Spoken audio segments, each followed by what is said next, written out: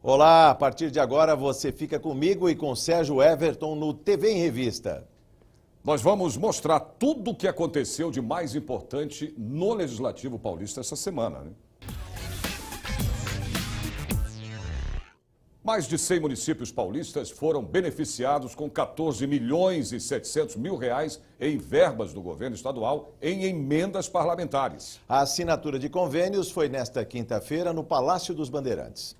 6 secretarias do Estado participam dos convênios. Saúde com 64 acordos, Casa Civil com 54, Agricultura e Abastecimento com 2, Desenvolvimento Econômico, Ciência, Tecnologia e Inovação com 1, Esporte, Lazer e Juventude também com 1 e Direitos da Pessoa com Deficiência com 1. A grande maioria desses recursos é para a área de saúde, que é uma prioridade absoluta do governo.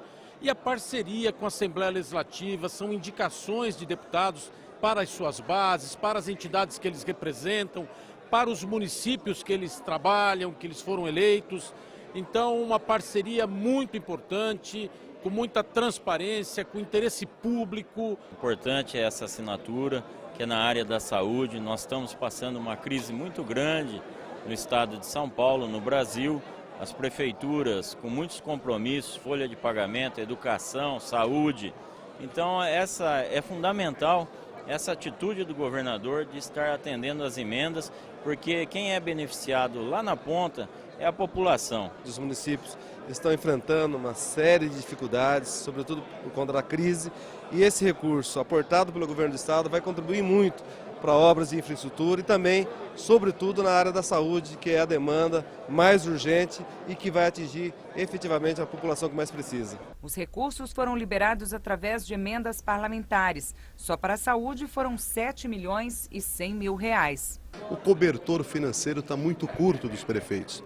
E nós, como representantes eleitos de uma região, no meu caso a região de Ribeirão Preto, nós temos por obrigação tentar ajudar os municípios minimizando as suas dificuldades e as suas carências. Quando falamos em Santas Casas, a Beneficência Portuguesa, são hospitais que atendem as pessoas que mais necessitam e não cobram nada, 100% SUS. Então, quando temos a oportunidade de destinar recursos a essas tão sérias entidades, fazemos de bom grado. Esse recurso investido nos municípios, eles têm outra grande vantagem, que é uma vantagem econômica. O município fazendo a obra, o município adquirindo equipamento, o município gerenciando esse recurso, ele é multiplicado, porque obtém custos menores.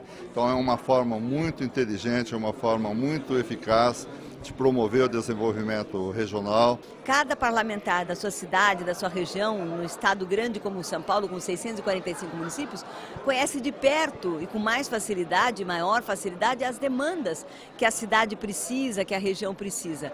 Então o parlamentar traz ao governo de São Paulo, traz ao governador Geraldo Alckmin, que sensibilizado e com muita competência faz um trabalho que não é fácil, numa crise em que o país vive hoje, num momento difícil, consegue ainda atender com um recurso que para o município é muito importante. O deputado estadual faz essa ponte, essa importante ponte, essa ligação do município com o estado.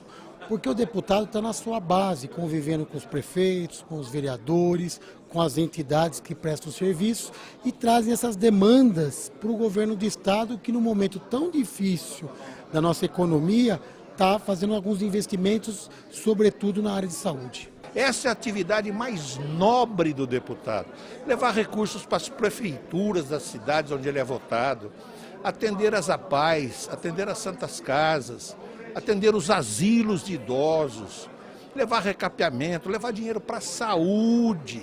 Então é isso que os deputados fazem, indicam as cidades, as entidades, as prefeituras e o governo, mediante um rigoroso critério de análise, libera os recursos à medida que eles vão sendo utilizados. A nossa saúde é prioridade, a educação faz parte, mas se eu não tiver um munícipe, se eu não tiver uma cidade com saúde, eu não consigo investir no resto, porque demanda muito mais dinheiro.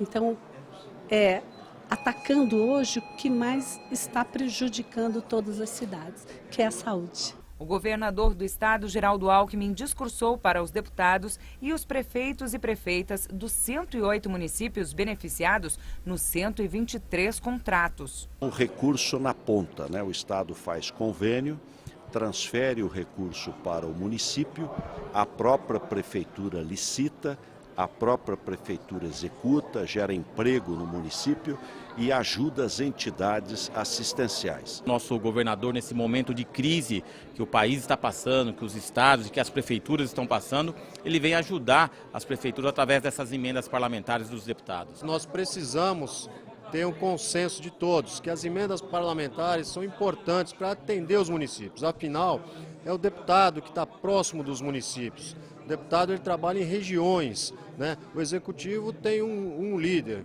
que é o governador, nosso estado. O parlamento não, é composto por diversos partidos, por diversas cidades representadas, por regiões, e o deputado é quem leva todas as informações dessas regiões, desses municípios. É função do deputado ir atrás realmente, ele sabe onde estão as deficiências, as carências, e cabe a ele naturalmente veiculá-las até o governador, até os secretários.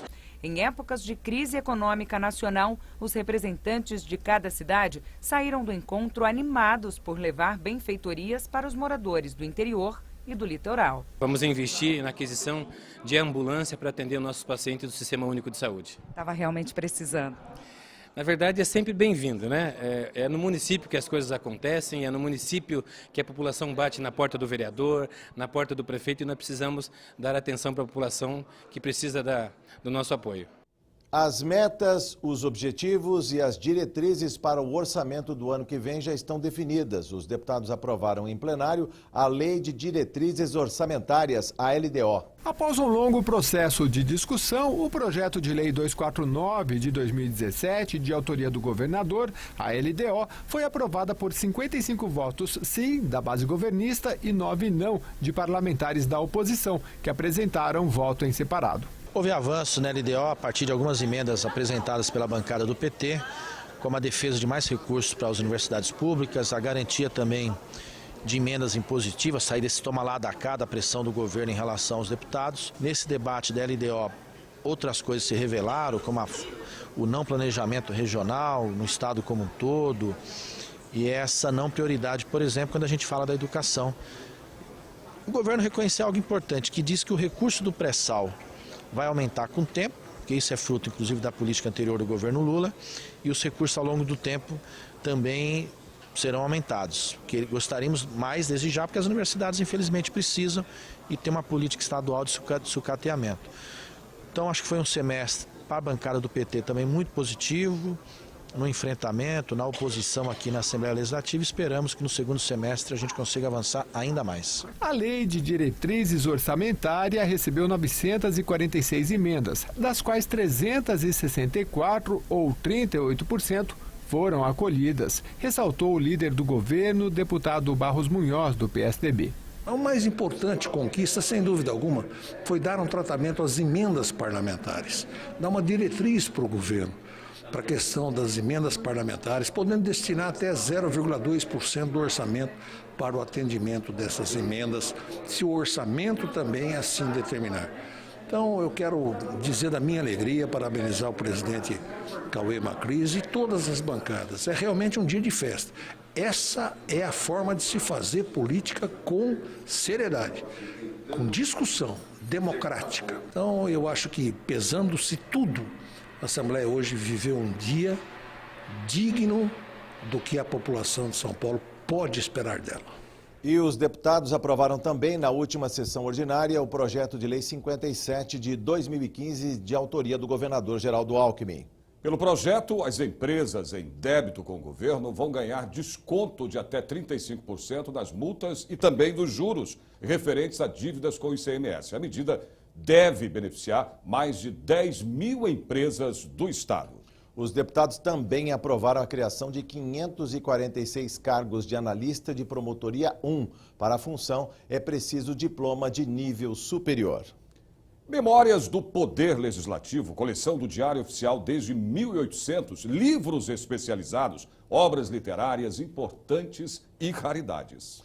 Tudo isso está à disposição do cidadão desde a última segunda-feira na Biblioteca da Assembleia Legislativa de São Paulo.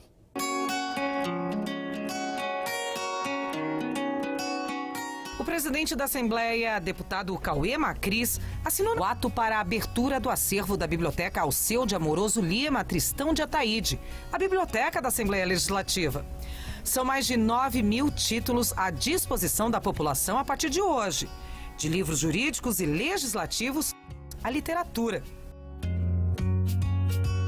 Entre as raridades, até um exemplar original de Sérgio Buarque de Holanda autografado. Nós possuímos aqui algumas raridades que é de um acervo doado pelo ex-ministro e último interventor do Estado de São Paulo, José Carlos de Macedo Soares.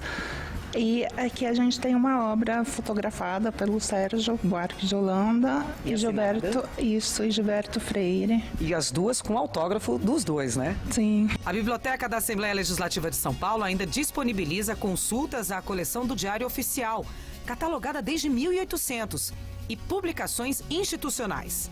Para retirar um livro, basta trazer documento e um comprovante de endereço.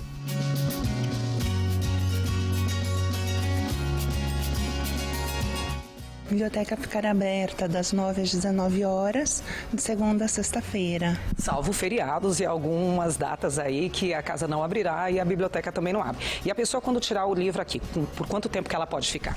Ela poderá ficar com empréstimo durante 15 dias. Anota o endereço aqui da biblioteca. Fica aqui na Avenida Pedro Álvares Cabral, número 201, no 3º andar.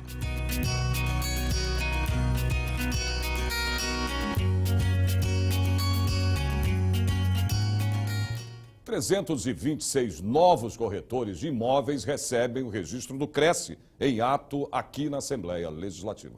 Elaine trabalhava como representante comercial na área de equipamentos industriais, mas resolveu mudar de profissão. Eu já tinha uma paquera com o mercado imobiliário, né? E aí com a crise, o setor que eu trabalhava parou de vender e eu fui acompanhar um amigo na compra de um imóvel. Falei, não, é isso aí que eu vou fazer, vou investir e vou ser uma corretora imobiliária. Ela veio à Assembleia Legislativa participar da cerimônia de entrega da carteira do Cresce São Paulo, Conselho Regional de Corretores de Imóveis do Estado Paulista. Esse registro permite que o profissional faça intermediação entre proprietários de imóveis com compradores e locatários. Evitar que uma parte que mais saiba ou mais tenha se aproveite da outra, que menos tem e menos sabe. Então esse é o papel do corretor, para que o negócio seja equilibrado e que ambas as partes possam ter sucesso no seu objetivo. Segundo o presidente do Cresce São Paulo, o setor imobiliário desacelerou nos últimos meses, mas há expectativa de melhora para este segundo semestre. Com as medidas que vêm sendo tomadas, a economia, a inflação baixando, a economia estando estável, nós acreditamos que num prazo de tempo muito curto a gente já retome o movimento que tínhamos anteriormente. Durante a cerimônia foi lançado um novo portal do Cresce, crescsp.gov.br, com ferramentas para a especialização dos profissionais. Depois de pegar a carteira, o certificado e o botão de corretora, Fernanda sonha com uma profissão promissora. Eu faço direito, né? E aí na faculdade, conversando com os amigos, aí eu optei para conhecer a área e aí eu fiz o curso e estou gostando. Eu fiz o estágio e eu estou querendo seguir direito imobiliário. Um projeto de lei em tramitação aqui na Assembleia, do deputado Cezinha de Madureira, do Democratas, quer proibir propagandas de bebidas alcoólicas nos trens do metrô de São Paulo. O metrô de São Paulo não permite a distribuição e venda de bebida alcoólica nas estações e vagões. Uma lei estadual de 2001 já proíbe o consumo do produto nesses espaços. Os passageiros podem consultar a norma no chamado Manual de Boa Viagem, este cartaz afixado nas plataformas das estações. Segundo o metrô de São Paulo, os agentes de segurança são treinados para abordar e informar quem infringe a regra da proibição. Além disso, os vários painéis instalados nas paredes, destinados à publicidade nas estações, campanhas em forma de alerta, chamam a atenção dos passageiros para que não consumam bebida alcoólica nas dependências do metrô. Quer beber, fica no bar, fica em casa, né? Pega um táxi para ele sozinho, mas incomoda bastante. O metrô é um meio de transporte que tem um horário tudo tumultuado, as pessoas se aproveitam, e a pessoa ainda com bebida, tudo é uma coisa a mais para dar mais confusão aqui. A cidade de São Paulo tem 5 linhas de metrô, são mais de 70 estações, por onde passam pelo menos 4 milhões de pessoas por dia. Entrar numa dessas estações e dar de cara com propaganda de bebida alcoólica é embarcar numa viagem que não agrada muita gente. A quantidade de pessoas que utilizam o metrô é imensa. São milhares de pessoas por dia que vão ter acesso a essa propaganda. Pessoas vulneráveis, por exemplo, crianças, adolescentes, eu acho que não ter contato com isso, pelo menos precocemente, eu acho que é importante. Atualmente, o metrô permite a publicidade de bebida alcoólica em suas dependências, regulada pelo CONAR, o Conselho Nacional da Propaganda, já que não existe vedação a essa prática. Mas um projeto de lei apresentado na Assembleia Legislativa pelo deputado Cezinha de Madureira, do Democratas, quer tirar a publicidade de bebida alcoólica dos olhos dos passageiros do metrô de São Paulo. Nós temos aí muitas outras coisas ou muitos outros temas que podem ser usados como propagandas nestes lugares. Por que bebida alcoólica? Crianças, adolescentes que trafegam nos metrôs, ônibus da CPTM, que tem ligação com o Estado, já vêem essas propagandas, e também os pais de famílias, quando se alcooliza e quando tem uma propaganda, é incentivo, traz problema para a sua própria saúde e família, e nós somos contra. Eu acho perfeito. A bebida ela não faz bem para ninguém, e principalmente onde circula bastante pessoas. Concordo, porque hoje está bagunçado tudo, a molecada bebe à vontade e ninguém faz nada. Eu sou a favor. Por quê? É o mesmo processo do cigarro. Quanto mais você diminuir a publicidade, mais você para de exaltar o consumo desse tipo de substância. Secretária de Relações Internacionais da Baviera, maior estado da Alemanha, visita e conhece os trabalhos do Legislativo Paulista. Deputados aprovam lei que muda itens dos processos administrativos de São Paulo. Veja os detalhes depois do intervalo. A gente volta já.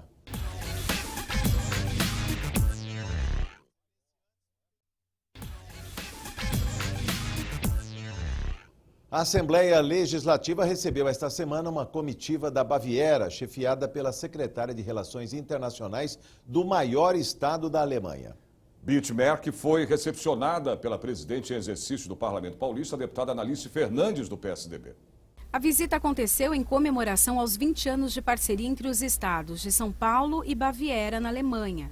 A presidente do Parlamento Paulista, a deputada Analice Fernandes, do PSDB, recebeu a secretária para Assuntos da Europa e Relações Internacionais, Bitmerk, 2 deputados estaduais e outros representantes da Baviera.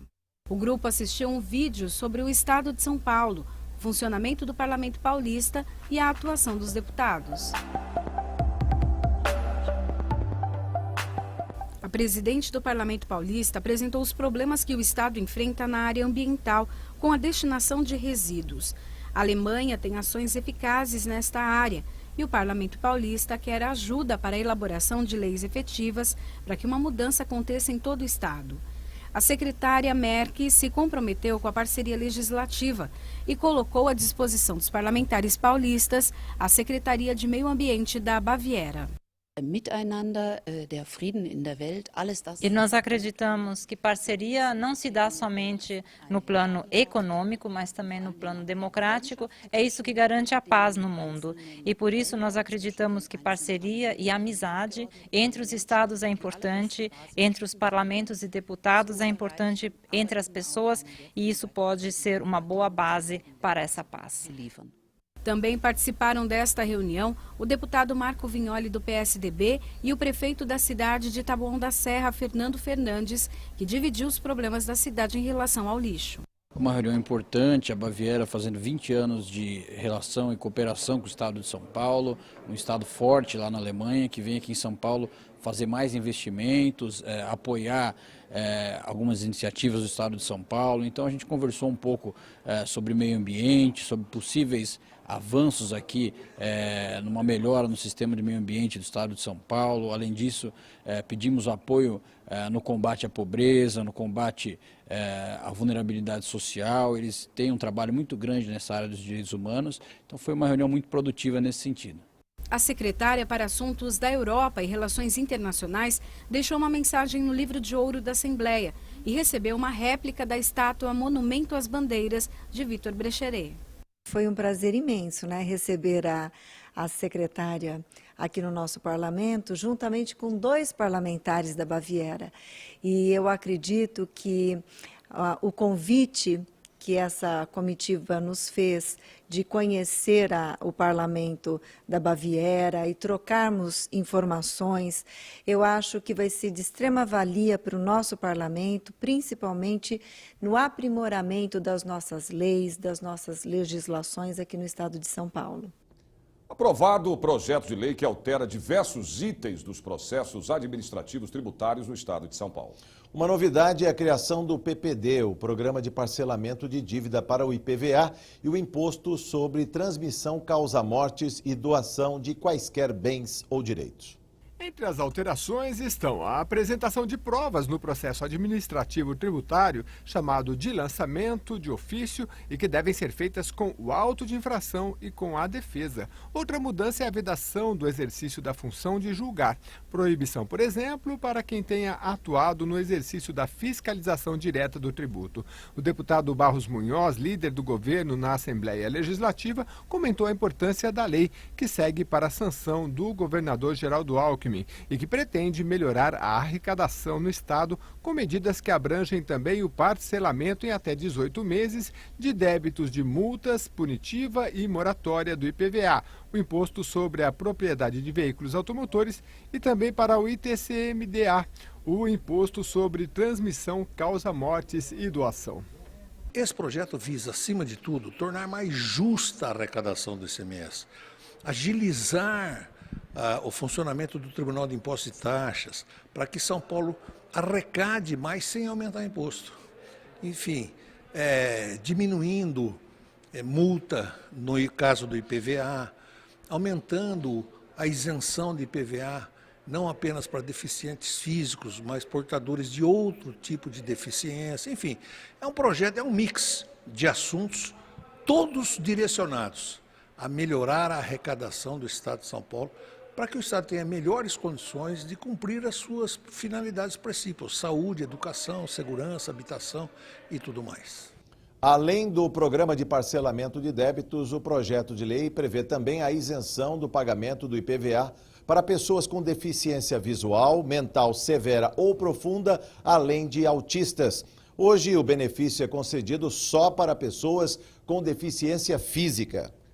A UNACAM, União de Apoio no Combate ao Câncer de Mama, formou mais uma turma aqui na Assembleia. São 50 voluntárias que, a partir de agora, começam a atuar com pacientes do estado de São Paulo. Esse é o especulado, é o carcinoma, esse daqui. Se o objetivo era fazer bonito e mostrar que estão capacitadas, conseguiram. Isso aí não é só uma demonstração, né? Tem um carocinho escondido aí. Tem, aqui, ó. Se você tocar aqui, você toca no cisto, já tá bem grandinho, né? Já deve estar mais ou menos uns 3 centímetros. Eles colocaram aí um cisto que é justamente para ensinar a mulher a procurar. Isso, quem procura acha, quem acha cura, né? Esse é o método da UNACAM. Os TCCs foram analisados por uma banca pra lá de gabaritada. Elas são multiplicadoras classe A. Elas estão preparadíssimas para multiplicar o que elas aqui aprenderam. E o voluntariado é algo que nós precisamos muito nos dias de hoje. Desde o começo do mês de março, estas mulheres estão recebendo informações técnicas sobre a saúde mamária. Além disso, tiveram capacitação emocional para atuar com pacientes que receberam um diagnóstico positivo. A Clarísia é filha da fundadora da UNACAM. Conta que os trabalhos começaram motivados por uma história de família. Minha mãe perdeu a mãe com 6 anos e por conta do câncer. A partir daí ela disse que ela ia fazer com que nenhuma mulher, nenhuma filha ficasse sem mãe tão cedo. E um dos cânceres que mais mata as mulheres hoje é o câncer de mama. O diagnóstico precoce pode salvar vidas, né? Mas não foi nada fácil. Eu trabalhava no Hospital das Clínicas e eu assistia às aulas do professor Pinotti, porque ele me permitiu. E aí eu resolvi, um dia no corredor, pedir para ele se ele podia fazer um curso para voluntários. Ele falou, então faz, eu te dou a sala, você faz. No segundo dia, não chegava nenhum professor. Aí eu comecei a ficar preocupada, fui atrás dele, ele respondeu, mas o curso não é você que está fazendo? Você que tem que arranjar os professores. Aí eu tive a ideia de ir falar com os estagiários. Daí para frente a gente convida e está dando tudo certo. A deputada Clélia Gomes participou da formatura. O câncer de mama, ele faz um estrago na vida da mulher, né? Ele tira dela coisas que é muito importante para o corpo dela. E essa capacitação dá força para que ela dê continuidade à vida dela. É muito bom que esse curso aconteça dentro da Assembleia e que nós, mulheres, consigamos levar para as outras cidades, para os outros estados, para que dê continuidade.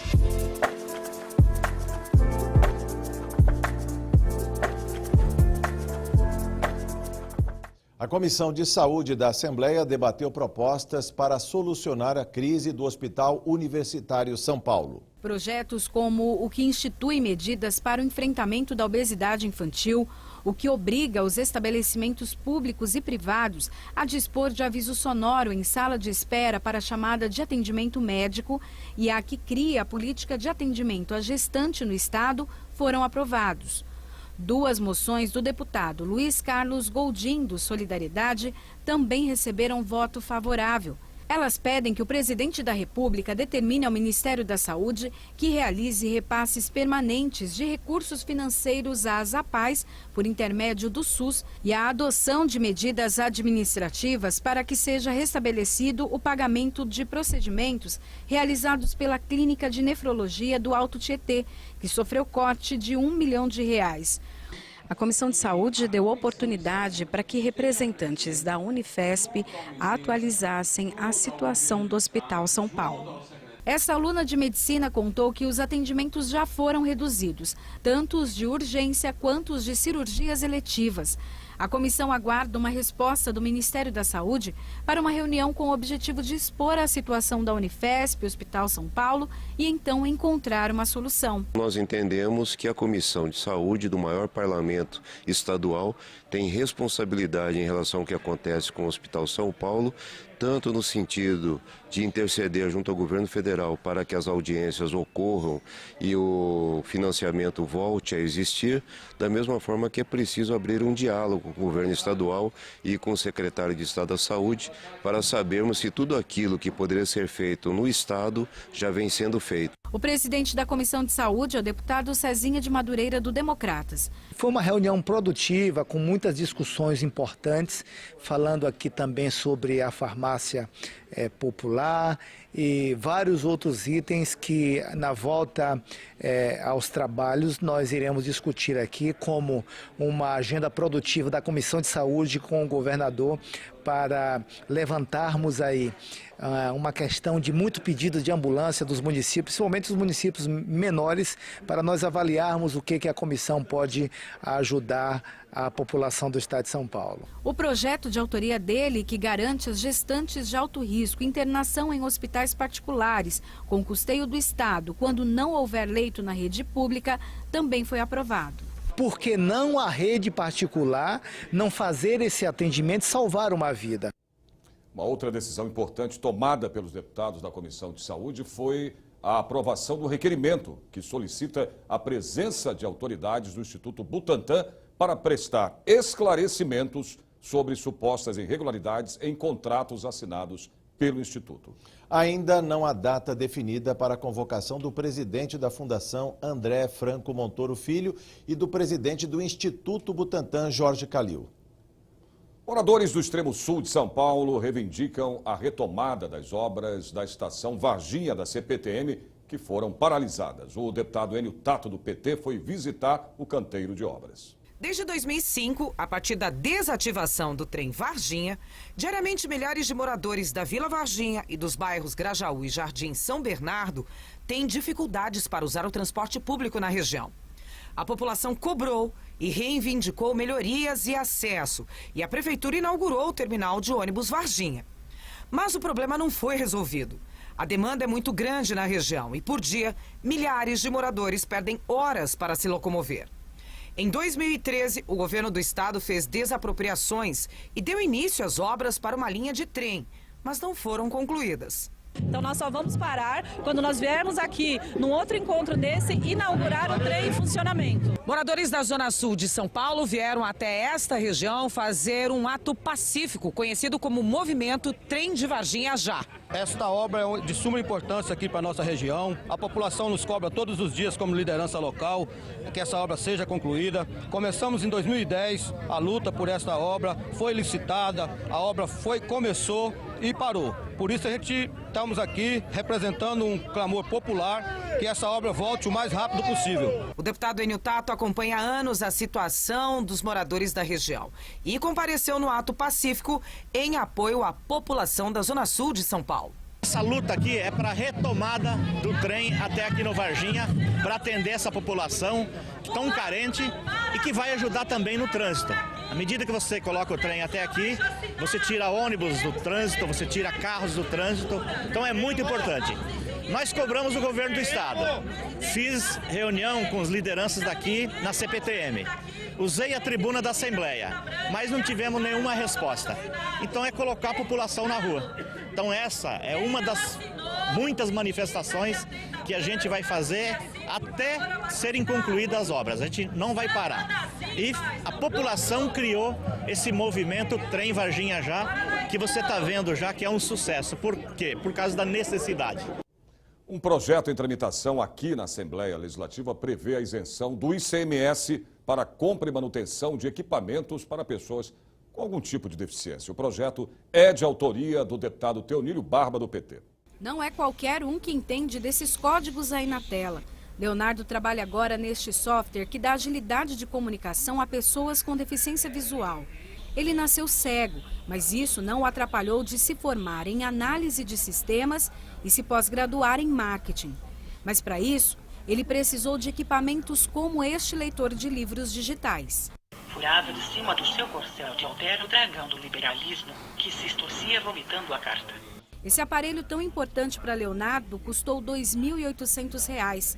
Grande parte do valor, 25%, é de ICMS, Imposto sobre Circulação de Mercadorias e Serviços. Você tem um custo elevado devido aos impostos, né? E mesmo assim você só compra esse equipamento em lojas específicas, em lugares específicos para pessoas com deficiência visual. A gente precisa não só que esses impostos, né, estaduais sejam retirados, porque na verdade eles são barreiras para a gente, né? E já é caro ser uma pessoa com deficiência no Brasil. Um relógio como este, com leitura em braille e som, 7h46. sai em média R$ 150, R$ 28 só de ICMS. Um projeto de lei de autoria do deputado Teonílio Barba, do PT, quer isentar esse imposto de equipamentos e produtos acessíveis. As pessoas com deficiência, a maioria são da população carente. E veja bem, você vai fazer a manutenção de uma cadeira de roda, por exemplo, você vai trocar a roda de uma cadeira de roda, custa muito caro. Então, nós estamos prevendo nesse projeto a isenção do ICMS, tanto na compra dos produtos como na compra de peças para reposição. Isso vale para muleta, para bengala, para cadeira de roda, para todos os equipamentos que sejam utilizados por pessoas com deficiência.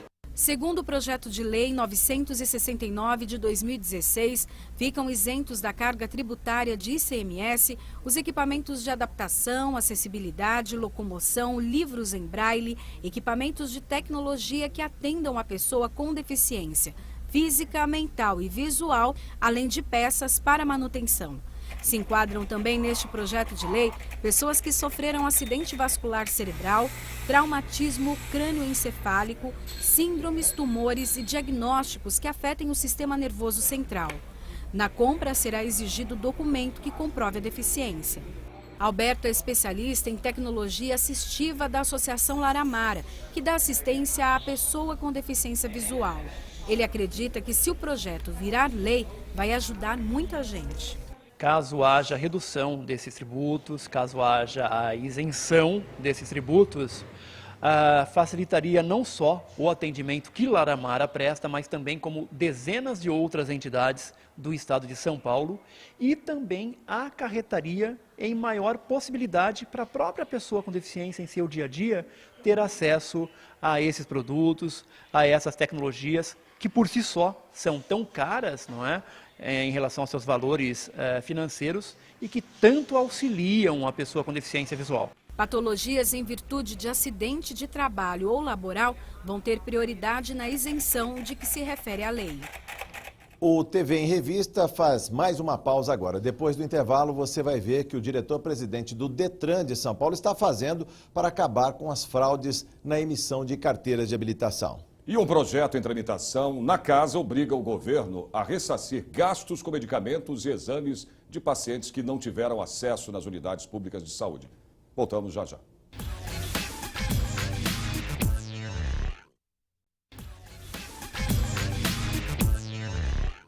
Ou talvez ele seja o instrumento mais popular da música popular brasileira. Muita gente começa na música só depois de arriscar algumas notas, viu, Jorge? Ele está nas rodas de samba, nas rodas de sertanejo, nas rodas de MPB e até no rock, viu? Nós estamos falando do Eclético Violão, que ganhou um dia para ser homenageado em São Paulo. A Assembleia Legislativa prepara o primeiro evento para comemorar a data. Para celebrar o Dia do Violão na música popular brasileira, conforme data já incluída no calendário oficial do Estado, o deputado Carlos Gianazzi, do PSOL, está articulando com o violonista Robson Miguel uma série de eventos. Conforme a Lei Estadual 16.420 de 2017, a data será comemorada em 22 de setembro, marcando o nascimento do violonista Dilermando Reis. O músico nasceu em Guaratinguetá em 22 de setembro de 1916 e morreu na cidade do Rio de Janeiro em 2 de janeiro de 1977. O mentor intelectual do projeto foi o Robson Miguel, ele que trouxe a ideia aqui para que nós trabalhássemos o projeto dentro de um contexto que nós já estávamos discutindo, que é música, o ensino de música nas escolas públicas e privadas do Brasil, mas aqui do estado de São Paulo. Nós estamos recuperando esse tema hoje, porque já foi aprovada uma lei no Congresso Nacional em 2008 que torna o conteúdo de música obrigatório. Eu apresentei um projeto de lei aqui também, trazendo o ensino de música nas escolas públicas. A música é a arte de expressar os afetos da nossa alma, ou seja, é a única arte para se sentir. Você não consegue agarrar o som, você tem que sentir. Então ela faz um trabalho de introspecção espiritual, emocional, que lava a alma do homem. Então os jovens se envolvendo com a música, ele afasta-se das drogas, ele reúne o vovô, a vovó, a família para tocar seu sambinha lá, né? Ou, não importa o estilo, né? Então a música e o esporte também, né? Mas no nosso caso a música, ela tem uma grande parcela de contribuição de trabalhar a arte de sentir-se pessoa, o caráter do ser humano. Dia 22 nós vamos ter um grande evento aqui com a participação de vários violonistas e vamos ter debates, seminários, vamos fazer uma grande homenagem aos músicos, porque na verdade é o violonista também que estará sendo homenageado nesse dia. Né? Fazer todo o resgate dessa cultura brasileira, da cultura musical do Brasil, que é totalmente expressa no violão.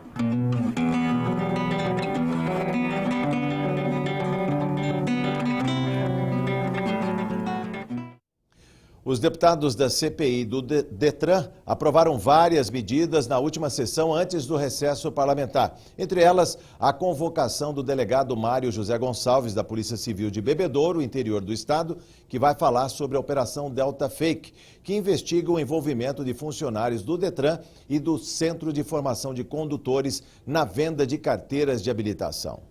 O diretor-presidente do Detran de São Paulo, Maxwell Borges de Moura Vieira, também falou aos deputados. Desta vez, ele fez uma apresentação detalhada sobre o Departamento de Trânsito do Estado paulista. Também apresentou uma lista com as mais de 600 unidades do Detran pelo estado e as ações de educação no trânsito que o departamento realiza.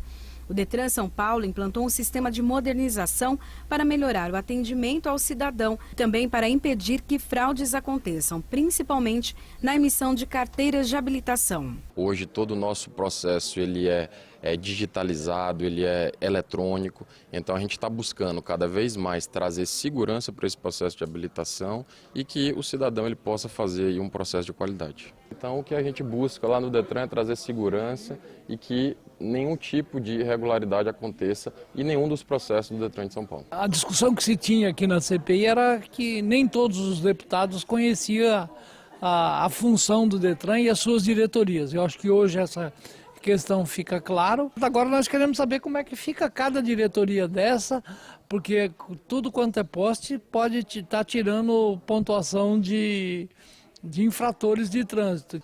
Ainda continuam as reclamações sobre a questão para tirar a habilitação, tem denúncias de corrupção aí. Nesse meio todo nós queremos ver se chega até lá para que seja extinto do Detran de São Paulo e do Brasil inteiro. No período da tarde, os membros da CPI do Detran teriam um novo encontro para votar pauta com 11 itens, mas entraram em consenso e decidiram antecipar a reunião.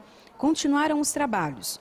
Todos os itens foram aprovados. Outras convocações foram aprovadas e devem aprofundar as investigações da CPI, que pretende descobrir fraudes ocorridas no âmbito do Departamento de Trânsito do Estado, com a suposta existência de uma máfia em esquema de emissão irregular de carteira nacional de habilitação.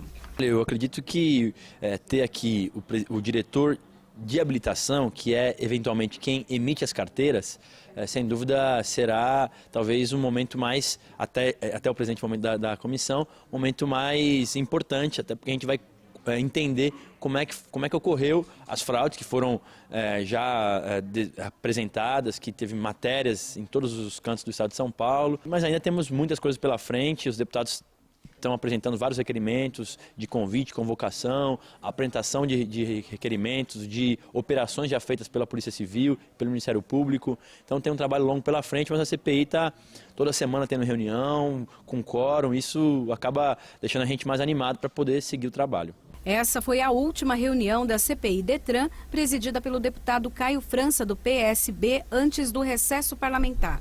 Entra em recesso, mas não continua contabilizando o prazo, então a gente tem esse momento para poder se debruçar, estudar, conhecer ainda mais depois de ter tido uma apresentação como essa, fica mais fácil de você entender onde é que funcionam, onde é que pode eventualmente ocorrer alguma fraude. O ILP, Instituto do Legislativo Paulista, realiza mais um seminário sobre o terceiro setor aqui na Assembleia. Em debate, o protagonismo das entidades religiosas na execução de políticas públicas sociais. O evento, realizado no auditório Paulo Kobayashi, trouxe especialistas do terceiro setor e de entidades religiosas que prestam serviços filantrópicos de educação, saúde e assistência social. Discutir um pouquinho essa identidade, essa especificidade, essas particularidades das organizações religiosas, né, que repercutem na questão patrimonial dela, na questão das governanças, nas questões do exercício das imunidades e isenções. Então tem todo um arcabouço muito específico dessas organizações. Está no artigo 44 do Código Civil a liberdade de criação, organização, estruturação interna e funcionamento, sendo vedado ao poder público negar o reconhecimento ou registro de atos destas entidades.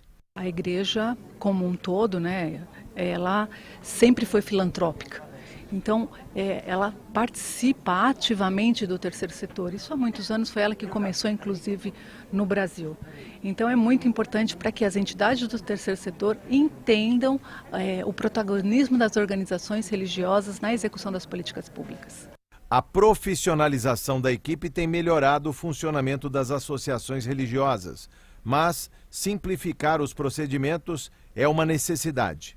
Ela pode se dedicar ao seu carisma, ela pode se dedicar à sua missão social, mas ela tem que ter um núcleo duro interno, trabalhando exatamente para quê? Para dar segurança jurídica, para dar segurança tributária e contábil e para dar a chamada transparência para a execução dessas políticas públicas. A partir do momento que nós tenhamos uma linguagem simples, objetiva, onde o Estado, no seu papel organizador, no seu papel discricionário, puder entender qual é o anseio e a finalidade, eu acho que é muito mais fácil fazer o social do que ficar nessas amarras constantes.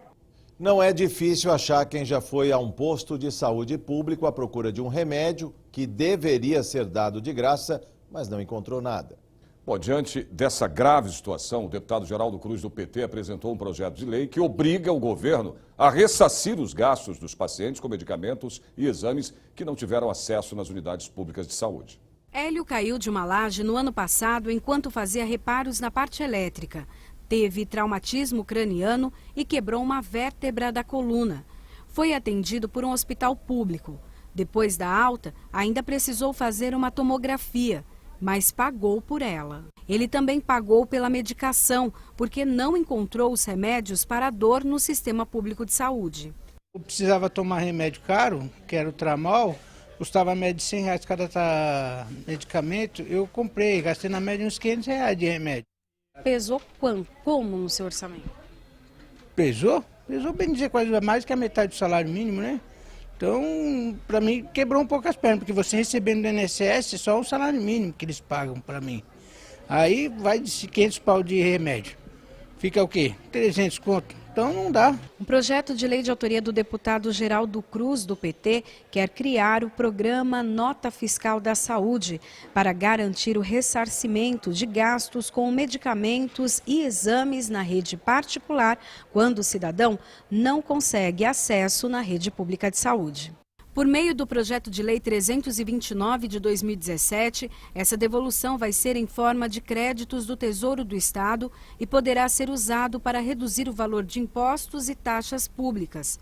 Os créditos previstos vão ser concedidos se a solicitação médica não for atendida no prazo de 25 dias. O projeto de lei autoriza ainda o Poder Executivo a fazer convênios para que os municípios possam adotar a mesma sistemática de ressarcimento, levando em consideração a legislação de cada cidade do Estado paulista. Nós queremos dar mais transparência nessa cesta de medicamento, que a gente chamamos de uma cesta básica de medicamento. Na verdade, é uma relação de medicamentos que atende ao básico da população de uma forma geral.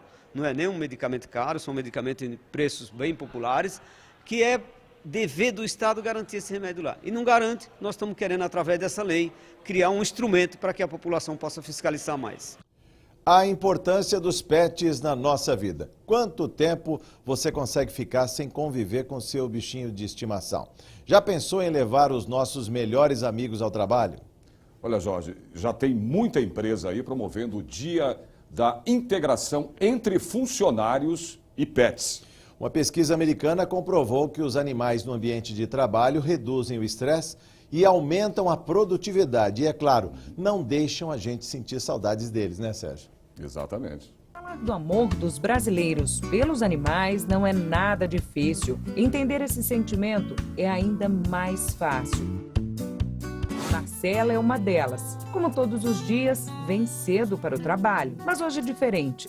Desta vez, ela veio acompanhada da Vicky, esta poodle de 10 anos que está na família da Marcela desde que nasceu. Sempre quis um poodle champanhe. Então, assim que ela nasceu, eu escolhi, era menorzinha.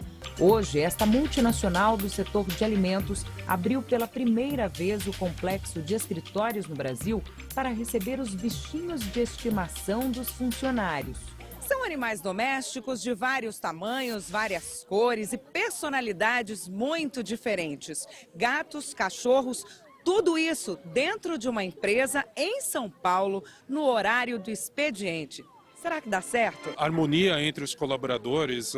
Nós temos colaboradores que não se conheciam, então estão se conhecendo hoje através disso. Para nós é um piloto, mas pelo que eu vi até agora, é um tremendo sucesso e dentro desse programa de comunicação interna, de saúde e de qualidade de vida que nós temos durante o ano, com certeza nós vamos encontrar outros momentos para trazer os pets para cá e quem sabe até pensar de vir de uma maneira mais permanente. São 90 animais de estimação entre cães e gatos. Entre os felinos, a amargor reinou absoluta. Também quem resiste a esse olhar. E olha que o tom é bem parecido com o da tutora. Eu tenho 5 animais, são 3 cachorros e 2 gatos. E por que você trouxe a amargor? Você sorteou ontem à noite, você sorteou quem se comportasse melhor no jantar, alguma coisa assim, vinha para o trabalho com a mamãe? Não, na verdade é porque eu acho a amargor a mais sociável de todas. E ela é novinha, ela é super bonitinha, eu sabia que ela ia fazer bastante sucesso aqui. Se essa galera toda está aqui em um ambiente de trabalho, vamos ver como eles se comportam nesse mundo dos negócios. Afinal, são prazos, metas a cumprir, o BOE já está pronto. Muitos tutores colocam o nome e o telefone na coleira do cachorro. Os cachorrinhos, os animais de estimação que não vieram com essa identificação, ganharam aqui, o que é isso? É uma espécie de crachazinho. Aqui, ó, o nome do tutor e o celular. Isso aqui é um crachá? Isso é uma identificação, até porque como tem muitos cães, por acaso soltar uma coleira, sabe de quem é o pai da criança, né? Quem é o pai do pet. Mas você tem crachá, tem salário, não tem não?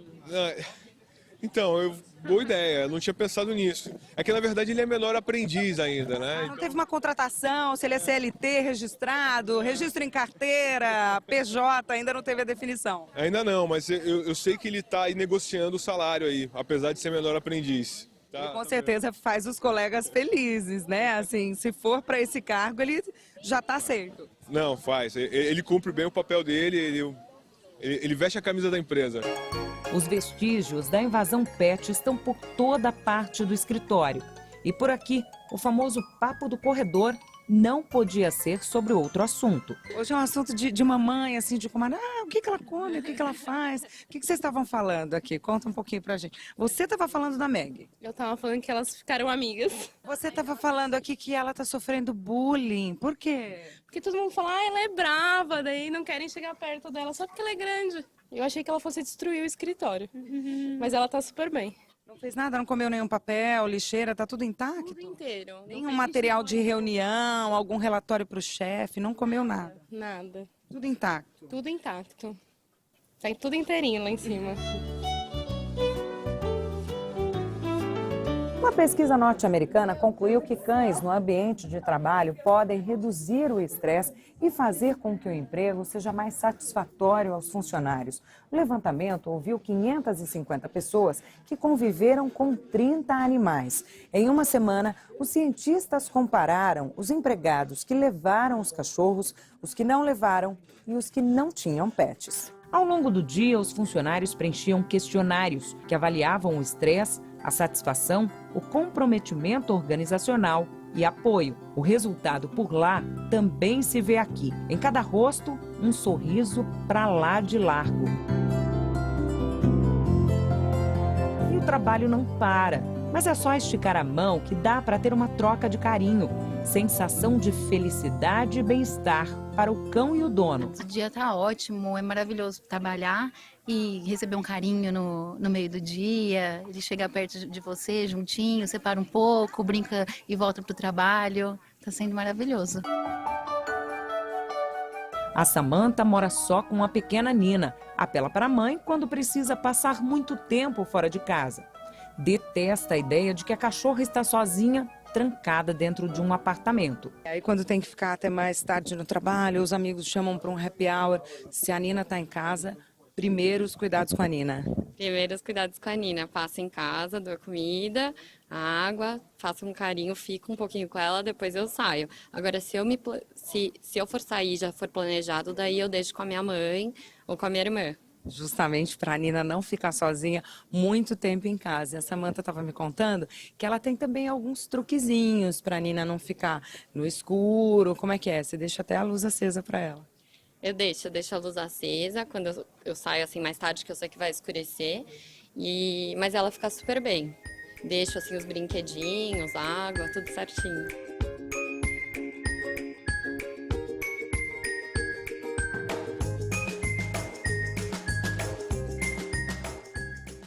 O TV em Revista fica por aqui. A gente tem um novo encontro marcado na sexta-feira que vem, às 10 da noite. Pois é, você fica com a programação da TV Assembleia SP. Até a próxima.